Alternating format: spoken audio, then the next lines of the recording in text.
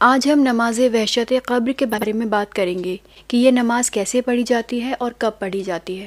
نماز وحشت قبر دفن کے بعد پہلی رات کو پڑھی جاتی ہے، یعنی اگر کسی کا دفن دوپہر میں ہوا ہے یا صبح میں ہوا ہے تو دفن کے بعد جو پہلی رات آئے گی اس رات کو نماز وحشت قبر پڑھی جائے گی۔ اور ویسے تو یہ نماز پہلی رات کو کسی بھی وقت پڑھ سکتے ہیں، لیکن بہتر ہے کہ عشاء کے بعد اس کو پڑھا جائے۔ اور اس نماز کے ساتھ مرنے والے کی طرف سے صدقہ دینے کی بھی بہت زیادہ تاکید آئی ہے، کیونکہ یہ دونوں عمل مومن کی قبر میں پہلی رات کو مردے کے لیے آسان بنا دیتے ہیں۔ اب ہم اس نماز کو پڑھنے کے طریقے کے بارے میں بات کریں گے۔ نماز وحشت قبر 2 رکعت نماز ہے اور اس کو پڑھنے کے 2 طریقے ہیں۔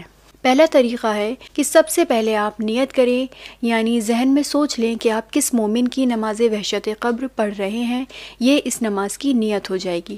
اور اگر آپ کو مومن کا نام نہیں معلوم تو اگر آپ صرف اتنا بھی سوچ لیں کہ آپ کس مومن کے لیے یہ نماز پڑھ رہے ہیں تو اتنا بھی کافی ہے، کیونکہ اللہ دلوں کا حال جانتا ہے۔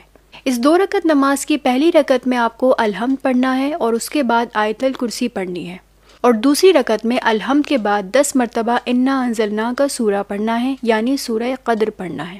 پھر رکوع، تشہد، سلام پڑھ کے نماز کو تمام کر دینا ہے۔ لیکن اگر آپ کو آیت الکرسی یاد نہیں ہے تو آپ موبائل یا کتاب میں دیکھ کر بھی پڑھ سکتے ہیں، لیکن اگر آپ کے لیے یہ بھی ممکن نہیں تو آیت الکرسی کی جگہ آپ کوئی بھی اور سورہ پڑھ لیں تو بھی کافی ہے۔ پھر سلام پڑھ کے آپ کو بس ایک لائن پڑھنی ہے، اللہم صلی علی محمد وآل محمد وبس ثوابہا الی قبری، اور اس کے بعد مومن کا نام لینا ہے اور نماز مکمل ہو جائے گی۔